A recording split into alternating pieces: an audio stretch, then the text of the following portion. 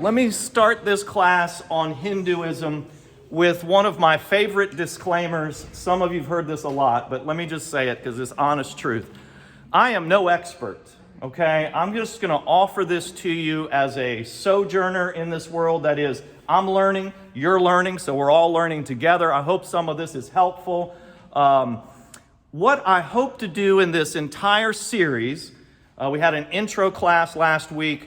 This is the first of the major world religions we're going to cover today, Hinduism, and we'll go forth, so we'll have about 10 weeks. What I hope to do overall, if this helps you, I always like people to know my secret plan. My secret plan is this. I want to simply lift up the best aspects of all the different types of people and belief systems that we're going to talk about. There's no way to cover everything, but I just want to lift up the best in a spirit of love. And also in this way, I didn't mention this before, but William James, I don't know if you're familiar with that classic work, Varieties of Religious Experience.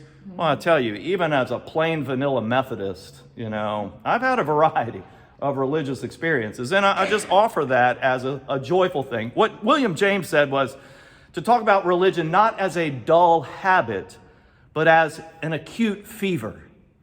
Think about, just the difference in that, right? It's not some drudgery that you come to because your grandmother said so. It's something that kind of takes hold of you and maybe even raises your temperature, hopefully in a very positive way. So we're going to try to keep it positive. I also like Huston Smith. I'm going to refer to this book a lot. It's at the very bottom of the second page of your handout. Huston Smith's book, World Religions. And he said, I'll quote, "Calling the soul to its highest adventure." That's what I'm thinking of when I say the word religion in this context. Whatever religion we're talking about, we're going to lift up the best aspects. What calls the soul to its highest adventure? So our task is huge. Honestly, it's an impossible task for me to cover Hinduism, for example, in less than an hour. It's not fair to them, it's not fair to you, but we're going to do our best, okay? In the spirit of love, we'll do our very best and lift up the best about it. So first, let me point to the handout. For those of you online, just to wet your whistle, I actually put pictures, okay? Good stuff. So we don't usually do pictures, but just for your enjoyment. Online, you can email me or call the church, and we'll put those on the video, and you can get a copy easily. I want to just give you some basics. Again, some of this is debatable, even among Hindus, but let's just cover some very basics. It's the third largest, if anybody wants to keep score like that. I certainly have part of me that's interested in numbers. More than 1 billion people, majority of them are in Hindus are in India, the place of its origin. They would say, I would think most Hindus would say, it's the eternal, there was no beginning. So it's always hard to talk about beginnings. It tends to be debatable in any context, history or religion. They call it undated, from the mist of human origins. So it's a very ancient religion. Some sociologists would put it somewhere around 3000 BC, if you want to have a date. The ultimate goal in Hinduism is to discover the true meaning of life, to know the one true God. Deities. Okay, it's on my list as a singular, but this is a religion where it's always plural. There is one true God, but yes, at the same time, there are many, hundreds, maybe more, of Hindu gods and goddesses. We're going to name just a few. Aren't you relieved? We won't have time to do 1,000. Let's just do a few. This, on the next part of your handout, Sacred Scriptures. This, for me, is where you may want to do a little further investigation yourself. There's some wonderful writings, let me just say, among various religions that I've read their sacred texts. I love the Bhagavad Gita. I just think it's a beautiful poem or story, or it's got some certain, religious wisdom. We'll talk about that. So I lift that up. That's on your list here.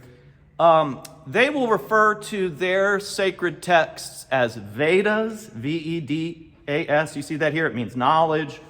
Many of these were written around the time King David was writing the Psalms. Just to give you a little context here, the Rig Veda, for example, written around the time of David writing Psalms, and it is like Psalms or hymns. The Rig Veda is like 1,000 or more religious songs. Upanishads, it's a commentary, so it's a teachings, if you will, on the Vedas. And by the way, the Hindu religion, its name itself, is simply derived from the region. People who lived beyond the region of the Indus River, we call the land India now. Give you just a paragraph on what the religion's perspective on humanity is this, that human life suffers from a lack of knowledge of the one true God. The solution is right knowledge, right deeds, in other words, good karma. We'll talk about those terms in a minute. The human soul longs to be united with God by performing dharma, or your religious or moral duty. We'll get to that term. And good works, or karma. Then you work towards salvation. Salvation is our term, not so much their term, but I'm just trying to put it in a succinct paragraph. Here's the gist of the purpose of human life from a Hindu perspective. The nature of God. So for each religion, I'm going to try to give you some of these sort of categories in your handout. If this is helpful, you'll let me know, and I'll try to adjust as we go forward. Thinking about life after death. Now, that's not something that every religion thinks about, surprisingly, he said. I didn't realize that. But they certainly do as Hindus, think about life after death. The soul has to go through maybe many lifetimes embodied, and over time, to eliminate all bad karma by this means of reincarnation, greater learning, better living, the soul ultimately may reach nirvana. Now, let me just stop right there and say, now I've used another term that's pretty much a Buddhist term, but to just give you shorthand, also to confess, I didn't really know how to spell or say properly their term for the afterlife. I'm going to give it a try. I think it's moksha. Their afterlife is like attaining nirvana or a heavenly bliss, but it's a little bit more like shifting your personality into neutral. That is, not hating anything and not overly loving anything, but being in some sort of equanimity type of place, a neutrality type of place. But also, by the way, Hindus do have their own version of hell, or hell's plural, I should say. Some hells very specific to the sin and the consequence and judgment that would be deserving of such a sinful state. So they do have the concept of hell, or multiple hells. Now, let me just go, before we get into the depth of this talk, again, through your, real quick here, through your handout, some common terms. Dharma, as I mentioned, is a sense of moral duty or religious duty, or just simply your responsibility in life, right? Your daily life, partly the duty might be to acquire spiritual knowledge, enable the soul to move forward on its journey, but it also has to do with karma. So these two are kind of linked, right?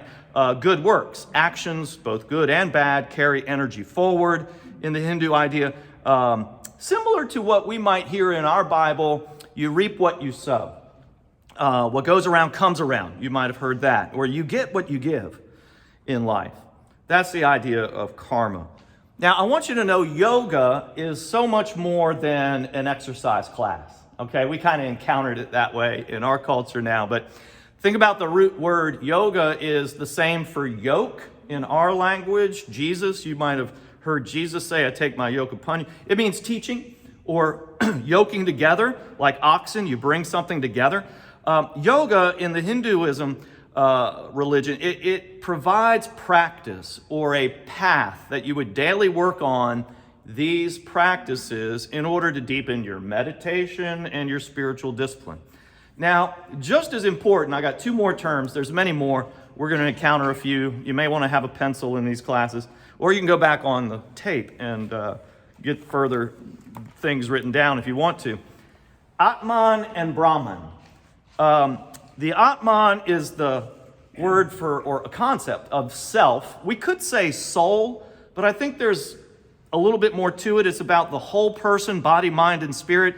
Comes from their religious ancient language was Sanskrit, just like we might think Hebrew for our Old Testament.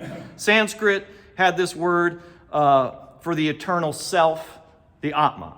Brahman means the ultimate being, so we might use the word God, or ultimately they're referring to the supreme being of all, God. That Atman and Brahman seek unity and within the self. So the divine is found within every person. They might say every living creature. The Brahman and the Atman are together within you. So Flip over, just for your enjoyment, I've included a couple. Hinduism has so many images. I mean, it's just vibrant. Can I give you a quick personal story? So some years ago, I got a phone call here, and this young woman introduced herself, and she was in my youth group in the church that I helped to build out in Winchester, and she's living out here. She says, my fiance and I would like to talk to you about getting married. We've got a wedding already scheduled. It's at the Fairfax Country Club, all this sort of thing. And she goes, I can't wait for you to meet Raj. And I'd written down like Roger, like that was short for Raj, but no, it was Siraj, and he's Hindu.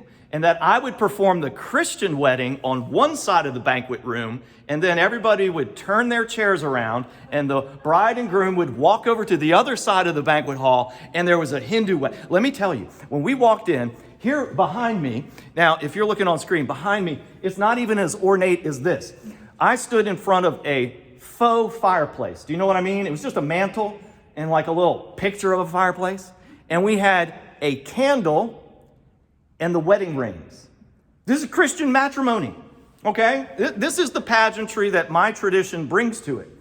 No music, because we were in a country club and they were really set up for the... When everybody turned around, I was done in 15 minutes because there's no special music, right? And you understand Christian wedding, I'm not putting it down. I'm just doing a little contrast here. It was eye-opening. There were lights. It looked like Bollywood. And I say that with deep respect, but I'm just saying everybody was dressed ornately, and there was all this tradition to it, and the mom and dad were involved for either side of the family, and they had lights, and it went on so long, I can't remember. It just went on and on. It was beautiful, filled with all this living tradition. And I just thought, wow, kind of Spartan, you know? I'm kind of puritanical in some way, just so plain. And it's good. I'm not trying to do comparative religions, but I'm just saying to you, I couldn't print you a handout in black and white. I had to include some color here because there was so much color in that wonderful wedding that I had a chance to be a part of, Hindu and Christian weddings. Just fascinating to me. In their tradition, just one image to lift up. It's a very common image. It shows up in jewelry. It shows up in artwork on the fronts of buildings. You see, I can't even describe it. It's the image for their sacred sound, Om. Om might be a sound that you've heard in terms of meditation. It often, I've thought of it this way, it has congruence, it resonates with many other religions. We've been taught as Christians to call God Abba. There's that sound, Ah. The word Father has that same vowel sound. Awesome or awe-inspiring has that same sound, right? Allah, same sound. Awe in a lot of religions. There's something about that guttural sound that sounds sacred to the human soul. One other color picture I put in here is just an example of one of the deities, four-armed primary god, Vishnu. Now, Vishnu is their version of a god, protector god, a god who is good, protecting what is good in the world. So I just give you that as just to have a little bit of living color, a little bit as we get started on Hinduism so that you can see and hear as well as thinking about, some of the teachings. Let me say it is a very fascinating religion. It's very life-affirming. So it's accepting of so many different ways to be a human being, accepting of other religions as well. And I think Hinduism, you could say it's got something for everyone. Every type of person, men and women, it accepts diversity. And for your different personality types or patterns of way to live in the world as a human being, it's very accepting and life-affirming in that way. Houston Smith said, Hinduism basically says to the human, you can have what you want. And that for us as Christians, it may sound a little shocking, too wide open, but it does beg a question. It's kind of how the avenue we're going to get into the belief system down this avenue. It begs that question of, well, what do people want? Have you ever thought deeply about that question in your own life? What is it that I am after? What am I all about? What do I want? Quick, easy answers: pleasure, worldly success, the pathways of desire, right? Yes, people want that. Perhaps later in life, we realize those things don't last as well as we thought they would, didn't give the fulfillment. So there's an opposite path, a path of renunciation, religious duty. People want depth of being, significance and fulfillment, or a hopeful future. You know, for a lot of us, that's a reason for our existence. We want knowledge, wisdom, good life, fulfillment, joy, peace, happiness. Ultimately, we want the deeper things, the better things of life to last. We want these things infinitely. Okay, that's not surprising. I mean, a lot of religions talk about this. The real surprise about Hinduism is it says, you already have all of these things right inside of you. You have it all, and you can have it all. Within each human being, there is the presence of the divine. I talked about the Atman, the individual spirit or soul person. That individual being is in relationship with Brahman, the ultimate being, and it's happening on the deepest level of yourself. So, if that's the case, I like Houston Smith's immediate challenge put succinctly in a single question. Well, how can the Hindu hypothesis withstand the reality of the daily news? Right? You know, I mean, if it's all so good, why is it so bad out here? You know, we often, all of us, no matter your religion, we wrestle with the reality of this. Hinduism answers the power and presence of the divine is hidden underneath the massive distraction of circumstance, human failures, false assumptions, and so on. So the goal of life is to uncover that reality of the divine, like a lamp hidden under a basket. The light is there. Our work is to uncover it. Well, how do we do? All right.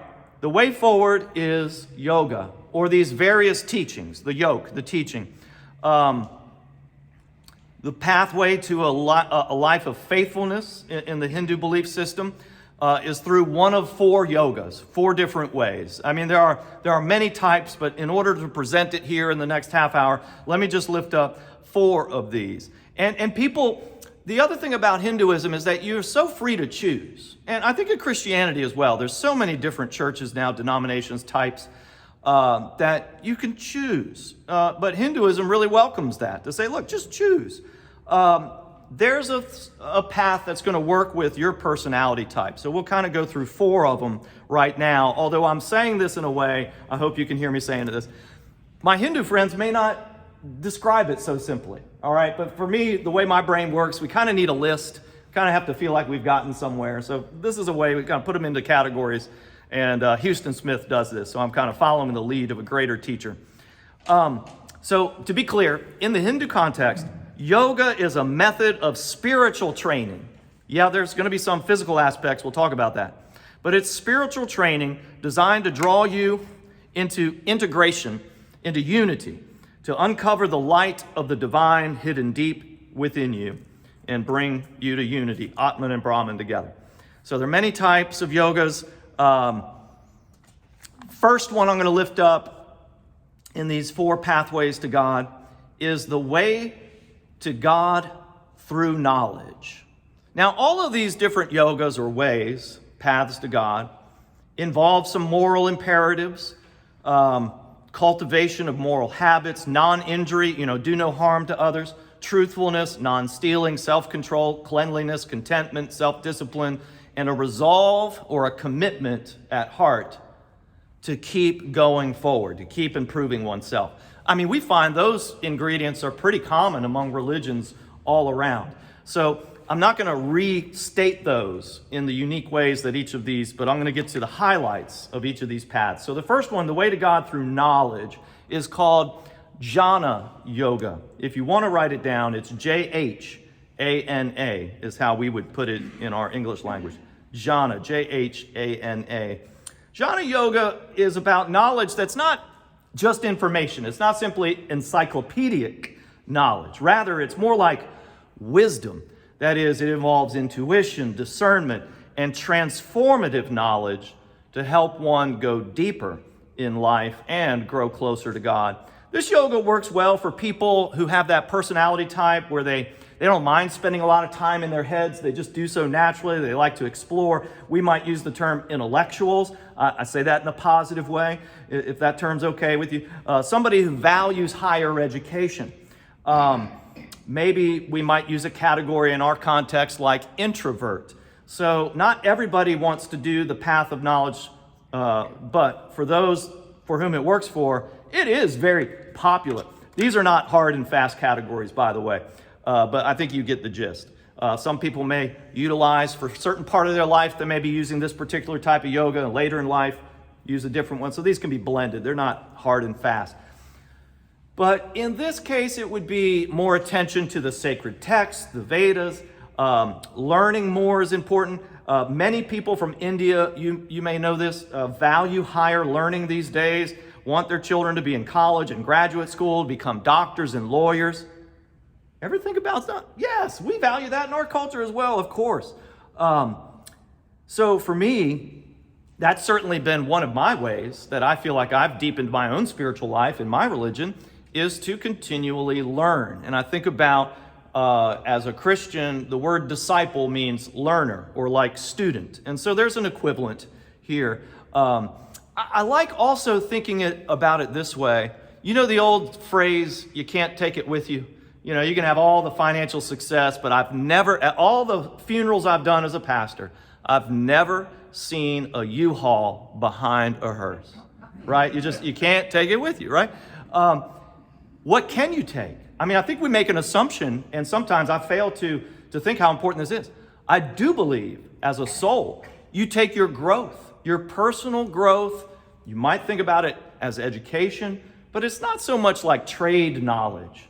You know, I'm not going to need, if you're a medical superstar in the medical community, that knowledge may transfer with you. You're not going to need that in heaven. Everybody's healed already in heaven. However, that depth of personal growth and moving into a deeper understanding of oneself and one's God, that's important. And that's what this is about. And I think it is something that you can take with you. I think we can believe that as Christians, certainly as they do as Hindus. So knowledge is good in that way, and it can help us to grow and to get closer to God. The second path would be a yoga that teaches the way to God through love. Now that sounds attractive, doesn't it? All human beings connect with love. The yoga that's the way to God through love is called bhakti. If you'd like to write it down, it's B-H-A-K-T-I, bhakti, B-H-A-K-T-I. It connects people who naturally follow feeling, perhaps more than rational thinking. Not that we do one or the other exclusively, but you know what I mean, where people might think life is more than just knowledge, it's more than just a head game. Life should come from the heart. And when you have that sort of propensity to feel that way and to think that way and to relate with people in life that way, this is the way to God through love. And this would be very popular for folks like this. Love resides within every heart. So you would hear one of the famous lines of the Vedas, quote, "As the waters of the Ganges flow incessantly toward the ocean, says God in the Bhagavad Purana, so do the minds of the Bhakta move constantly toward me, the Supreme Person residing in every heart. Immediately they hear about my qualities." So you hear some connection. Certainly love and the heart and the very presence of God or the Supreme Being. Let me also give this quick disclaimer. I'm a native English speaker, and I am I say the same thing about the Old Testament. I'm going to butcher some names, and forgive me. I'm not going to probably pronounce these things well. I have practiced saying Bhagavad Gita. I'm still not sure I'm saying it right. Okay, so there's this other Bhagavad, Purana, P-U-R-A-N-A. That's where I got that quote from.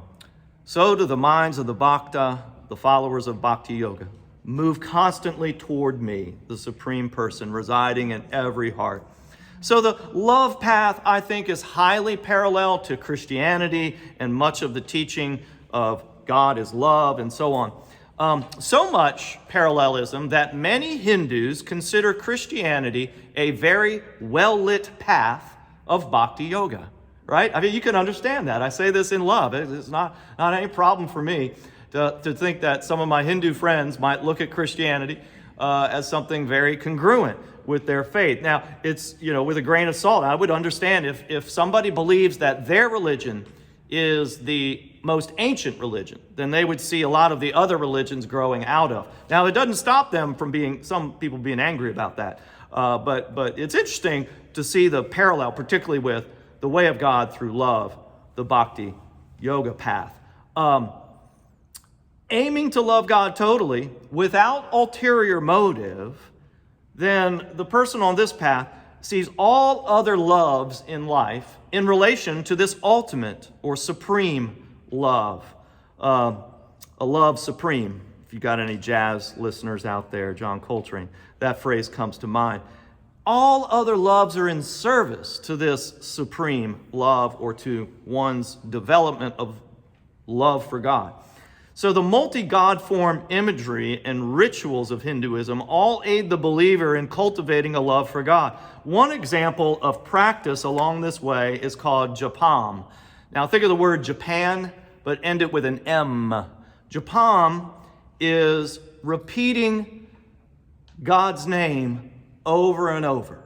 I lift up this one aspect because I think it's beautiful and it resonates with me in a Christian frame of reference, that phrase that says in the New Testament, pray without ceasing, which I always find is pretty challenging. God bless you. There's a quote or a verse equivalent in the Hindu tradition, quote, keep the name of the Lord spinning in the midst of all your activities. I just think that's kind of beautiful. Keep the name of the Lord spinning in the midst of all your activities. Yeah, so that's a practice called japam. It's on this particular way of God through love, bhakti yoga. Now, the next way to cultivate a deeper relationship, connection, unity with God is the way to God through work. He's excited about this one, he said. You know, this is music to my ears because I've always loved to work. I love the work that I do. I like doing things. I don't like to laze around. That's just me. That's my personality. And I think that works for a lot of Hindus to follow mainly this path. The work, they call it karma yoga. Okay? Karma literally means work, but there's more to that word. But let's get into it. Work is one of the greatest efforts of human life. Why not make this part of religion in affirmation? It's a good thing. This path or yoga works for people who have more active personalities. It works for people who are seeking some of those basic things in life like worldly success or financial stability or success, and they embrace that. This teaching says you don't have to retreat into a cloister to encounter God. You can connect with God in everyday work and activities and relationships. This is karma yoga. So the path to work is to offer one's efforts to God, and that whatever success you may have in work, you credit God and you can flaunt it. Okay, that's different from the way I was brought up. But you might understand now if you drive down Route 7 into Fairfax, or just around here, you might understand sometimes the very large homes that go up.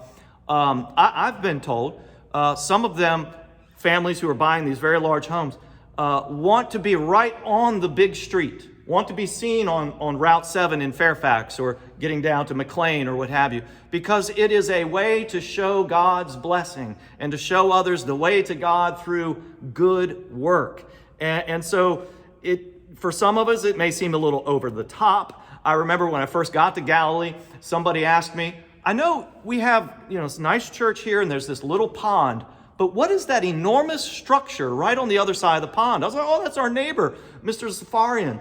Well, they've got a soccer field and a basketball court and all that. I was like, yeah, they built, the sports things for their kids right here on the edge of the pond and this giant house. And, we may look at that with some judging eyes. Why? Because certainly in my tradition, there's this sense of humility, where, you don't go around telling people how much money you make. Well, you can certainly drive up in it in a very expensive car. But you don't tell anybody. It's like you don't go up to somebody and go, how much do you weigh right now? We just don't do that. But there are other cultures and other religions in which to do so is not only healthy, but it's encouraged. And it's just saying, I'm praising God. I'm praising God with my Lamborghini or whatever it is. And again, I don't want to enter into a comparative analysis. I'm not speaking this from a judging place in my heart. I'm fascinated by it, and I just want to understand. So that's how I offer it to you. Forgive me. Again, I don't want to do comparative religions, but it is helpful, I think, to draw some threads, just trying to draw some connections, because we live in a culture where neighbors, I don't know if you've ever done this, but sometimes neighbors kind of compete with keeping up with the Joneses. You ever heard that? Anyway, so you want to understand your neighbors. I'm not encouraging you to compete with them. Anyway, so hopefully that's helpful, just as a little example of how it happened to me in seeing the differences here. But it's the way to God through work. Listen to some of their teaching. Effort that is done self-centered. So here's another way to try to explain this in a healthy way. The effort or work that is done in a self-centered way is a barrier. But work that is done and offered to God with an outward focus of service to God, service to others, that cultivates a better relationship. So then you're really on the path to God and not on the path to an ego-based success. Here's the quote from one of the Hindu Vedas, quote, "He who performs actions without attachment, resigning them to God, is untainted by their effects as the lotus leaf by the water." So it's about doing work or having these actions that would lighten the ego rather than burdening it. So here's another quote, this one from the Bhagavad Gita, quote, "Do without attachment the work you have to do, surrendering all action to me," this is God talking, "freeing yourself from longing and selfishness, fight, unperturbed by grief." The word fight is in there. I'll give you the context in a little bit, but let me just mention it. The Bhagavad Gita is a song or a poem about a battle, but really it's understood that all the ultimate battle is all of it's within yourself, right? The battle, fight the good fight, our tradition might say. The battle between good and evil lies within the heart, the human heart, right? So do the right things, surrendering them to God is the gist of that verse. On this path of finding deeper connection with God through good work. Work meaning could be your very job, your actual career. Now, another way to get at this, good works or karma, beyond like sort of worldly success and career-based, is to just kind of understand one's own nature, getting to know yourself more deeply, which is the Hindu purpose. Think about the self internally like an onion, where you're trying to peel back the layers and get to what's really down there. And there's so much to it. But you're to be guided by your inherent nature. It's good within you if you would just get down a little further below the layers that are rough and get to the good stuff. So you are to be guided and to act according to your nature. Now I'm about to tell a story that I'm afraid is probably overtold, but I think it's so helpful. I mean, there's probably 5 of these. I decided I'm only going to share one because you've probably encountered many of these before. It's the story of the man who helps the scorpion. The story goes, and there's different ways I've heard it told, but basically he's there along the bank of the Ganges River. He sees a scorpion struggling in the water, and the good-natured yogi reaches down and picks up the scorpion to rescue it, only to be bitten by the scorpion. The next day, the same thing happens. And the scorpion, again, a bystander says to him, "I've seen you rescue scorpions multiple times. Every time you get stung. Why bother? The scorpion's only going to sting you again." And he explains, it is the nature of the scorpion to bite and sting, but it is my nature to help. So one is just to act according to one's nature, deep within ourselves. If we can be consistent and continue to follow the difficult path of going deeper, knowing ourselves and growing ourselves, well, then we can act more accordingly and connect with the ultimate nature or being God. So a goal is perhaps accept loss, pain, even shame, accept everything that happens in this world with equanimity, knowing that even these difficulties are good teachers. Now, here's the final 4th way, if you're keeping score. The way to God through psychophysical exercises. This is what we might think of as yoga class, but it's so much more than that. This is what is called Raja Yoga. Raj, for short, is the word for royal in their language, R-A-J. So Raja is R-A-J-A, Raja Yoga. They call it Raj for short, with the pun on being exalted or royal, like this is the best way. Some people might think of it like that. Again, it's not competition, but you know how people think. Raja Yoga, or the way to God through yogic exercises, psychophysical exercises, is attractive for people who have a, what?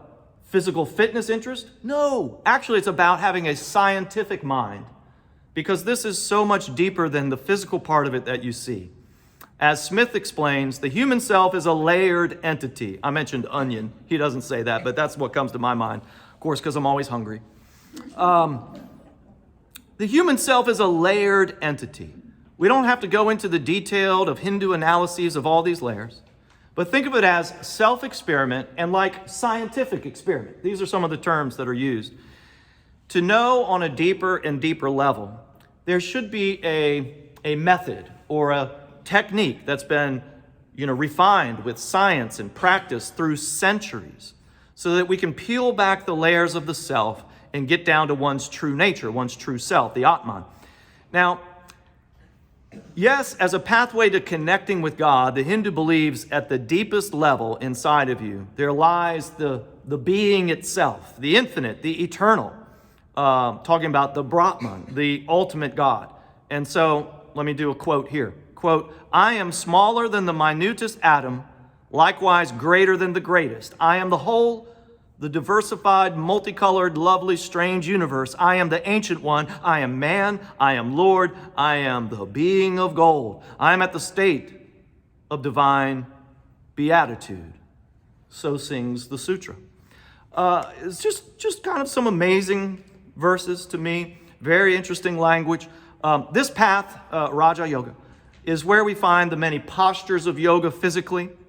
We might recall pictures of a man seated in lotus position. Maybe some of you do this. I have found this to be way harder than it looks. The cross-legged seating, the sole of each foot is facing upward on the opposite thigh. I think if you're very loose in the hips, if you can unlock your hips, you can do this. I was told by a teacher that, Jason, you'll be able to do it after about 6 months. Let me tell you that there's nothing that I wait 6 months to learn. You know what I mean? Somebody tried to teach me tennis. I quit on day 2. So I'm not getting this. Also, you've probably heard me joke about golf. All respect to golfers out there, but I'm with Mark Twain. It's a beautiful walk ruined. So sitting in the lotus position, I got a high respect for people who can do this, but understand that the work is so much harder than it looks psychologically. That it's about meditation. And meditation is really a challenge if you've ever tried it. We did a prayer class where we spent 10, 15 minutes or more in silent meditation. And it takes a lot because the mind tends to spin. The mind tends to just keep going. But what yogis are doing in the psychophysical practice is to make the body still so that then they can concentrate on the mind. And we can make the mind still, then they can concentrate on the spirit. Oh, they may not use the word spirit, but I think body, mind, spirit as a whole person. So they're working with the whole person, and it takes a lot of practice, a lot of long, committed hours to do this. But the body serves the mind and then the spirit. And then when you get deeper, you can grow closer to God. The Bhagavad Gita repeats this refrain, quote, "Only that yogi whose joy is inward has inward peace, and his vision inward shall come to Brahman and know nirvana." So there's, again, just sort of these ideas of continuing to cultivate ways of daily life and practice that draw you into deeper connection with God. So there's something for everybody. We could go on and on about, I mentioned 4 different yogas or ways, but certainly there are parts of religion that are suited to people for their season in life. So when you're young and you have certain desires for success and all this works in that direction. But if you've come to a point where you notice that aging also means changing, and that not just physically, you have these different buttons, that which, motivated me as a 20-something person, late in my 50s, not so much, and want something different. So you can change, or the religion has different handles or doors you can walk through at different stages in life. So something for all seasons. And there are parts of Hinduism that are tailored for people in different stations in life. Now, I don't have time to get into how prejudicial the caste system, think socioeconomic status in our culture, how that has been so bad in India. It's better now, but people in different stations in life may have a different part of the religion that has handles that they can grab onto. So it's very affirming of your life situation. Now, let me talk again with some basics like what I wish I could have put on your handout, but I ran out of time. You may want to jot down a few things and to answer some of your questions. So one of the questions that came to my mind is, what does worship look like? Oh, it is highly various, you could imagine, with hundreds of gods and goddesses. But worship, here's a quick contrast that I found helpful. Unlike my tradition of Christianity, there's not much corporate worship or public worship where we think of worship as at least for an hour we gather. Certainly in other Christian traditions, particularly if you're not white, like my friends in Costa Rica, they would be scratching their head. He said 1 hour? That's ridiculous. My preacher can't even get through a sermon in 1 hour. We're going to have worship music for another hour and so on. But what I'm saying is, a lot of Christianity is understood as these big gatherings once a week, have a big public worship gathering. Not so much. Hindu worship is primarily done at home. Various deities, they would set up a shrine in their house, and they call that worship puja, P-U-J-A. Different ways to worship God, and this puja is performed mainly as a family, or if you're living alone, as an individual. Yes, there are temples, various deities in India. These are palace-like structures dedicated to a particular goddess or god, and the structure, the temple itself, is believed to be the dwelling place for that deity on earth. Not too different from the Old Testament thought of God dwelling in the temple. At times, there are gatherings for public worship in season, because they also have sort of the seasons, like we have seasons of Christmas. They'll have a festival of lights at different times. And so there may be big gatherings for that, but it's not as common as it is in our religion. Mostly, these temples are there for you to come and go at your convenience. You may give an offering financially and have a priest put on some puja ritual for you. Anyhow, that's interesting about worship, just to give you a quick taste. Now, one of you also asked me, what about the red dot? Often we might see a dot right between the eyes or right above the eyes on the forehead, and that's very important. It's called bindi, or point, or patu. Usually a person from India who identifies as a Hindu or a Jain or a Buddhist. Get to those groups later. Some Sikhs will have that third eye, or that dot in the middle, red dot usually. Quite often it's a sticker now. It's not necessarily done with makeup. Some people do it with makeup, or it's a tattoo. It's a third eye referring to the Anja chakra. It's all about seeing clearly, or clarity, gaining more clarity, which again is part of those different pathways, different yogas, to help us to see the light, eternal, or that being within, to see life more clearly, see ourselves more clearly. It has deep spiritual meaning for each individual adherent. They might actually define that dot very differently than I just articulated, but I'm trying to give you some basis here. But it's such an individualized religion. And I might say Christianity's become rather individualized in a lot of ways. Wish I had put this on the handout. Let me turn the page and say another way to get at an introduction of Hinduism is to say there are 4 main branches of this great ancient religion, or sects, that is S-E-C-T-S. I'll name them. I'm not going to spell them all out, but you might want to try. The 4 main branches, and again, think of it like it's often depicted in their artwork as a lotus flower with 4 petals.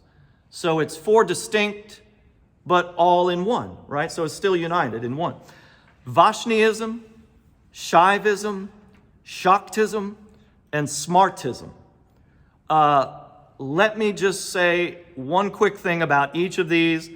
Vaishnavism is related to the god Vishnu, Vashni. I put Vishnu on, I was just glancing over. Put Vishnu on your handout, but Vashni, V-A-S-H-N-I, would be the main god here. And Shaivism is related to the god Shiva, S-H-I-V-A. Shaktism lifts up the goddess Shakti, Shakti, who would be the feminine equivalent or the feminine power that comes from the god Shiva. And when I mention these names of these gods, understand that in the Hindu tradition, there may be multiple different appearances of these gods. They may call them avatars, different ways to see them personified. So it's hard to think of them as just one singular, which I bring up because when you get to Smarta, Smartism, the Smarta followers lift up 6 different deities, but see them united in one. So that's just a quick description. I wish I had time to highlight a lot of the notable personalities, teachers, gurus, and the like. I will close by lifting up Gandhi. And one reason is I do find in my study of Hinduism and my experience of Hindu people, there is a great acceptance of other people, more than tolerance, and acceptance and affirmation of the diversity that God has created in the world. So an acceptance of other religions. And we found that in Mahatma Gandhi particularly. He says, I love your Christ, I just don't like his followers sometimes. I'm like, I've said that forever as a pastor. I mean, it's one of the downfalls of any religion is that they've involved people. But you understand, because probably you have a family, like I have a family. We're called to love one another. We don't have to understand, we don't have to agree, but we call to love one another. So let me lift up Gandhi because of his way of nonviolence that was so successful and is still, I think, a great witness for the world, and particularly for my tribe, Christianity. Would that we all would be less angry and violent. In Hinduism, they would call it ahimsa. You can spell it just like it sounds. Ahimsa, because it is non-violent, or himsa is harming or injury or violence. So ahimsa, the way of non-violence. Gandhi was a lawyer. You may know his story well. You may have seen the movie. I would highly recommend, I didn't write it down here, I wish I did, his autobiography, Mahatma Gandhi. He was a lawyer, practiced 2 decades in South Africa, so he was really in the midst of apartheid, early 1900s South Africa. But wherever he went, Gandhi, who was a man of peace, a Hindu, loved people and just found himself doing the work of justice, right? Just trying to help people and work for peace. Now, back in India, Gandhi led a movement toward national independence from Great Britain. This was a big deal, but I want to lift up something else that tends to get lost in that story of civil rights, or however you want to characterize that part of his life. Certainly his method for social protest was nonviolent resistance, and we know how influential that was for Martin Luther King Jr. and the black community in our own nation during that era. I would hope continues, because we certainly haven't made enough progress. But what I'm saying is there's something I think just as important that gets overlooked in Gandhi's life. He worked in the social context of India to break down that caste system, which really, although not like slavery necessarily, not like what we deal with here in terms of racial prejudice, but it was a terrible prejudice against the lower people. They were called, this was the term, untouchables. You weren't to be associated, and you certainly didn't touch people on the lowest level of society. Gandhi elevated them for the first time in their history to the status of full human beings. Now, I find resonance with that in my culture, in a lot of different religions, people that I've known, where often there is a person or a group of people in any human society who's made to feel less than. The language, the structure of that society is geared towards, elevating one group to the detriment of another, and so on and so forth. So I think about the work of Gandhi as the work of God in this way, helping other people see the other person, particularly a person who's different from you, as also a child of God. And certainly that's what their religion, we've talked about kind of the main purpose, right? Is that we believe the divine is inside of every person. Every person, regardless of class or color or anything, right? So I think that may have been his most important work, Gandhi. His most loving, compassion, and important action was to help everyone see, stop using that term untouchables, and help everyone see even the lowest among, the least of these, as Jesus would say, as children of God. Okay, I made the kind of, I still got a couple minutes. I got so much. Can I do this? Even though I made sort of like a big point there at the end, I kind of want to get to some of the stuff I couldn't fit on the handout. If I'm looking at your faces, I see a few people. All right, I'm just going to go for it. If you've got to go somewhere, but we got 10 minutes, just in case you were waiting to stop the preacher. So I mentioned, instead of nirvana, they would use the term moksha about the afterlife.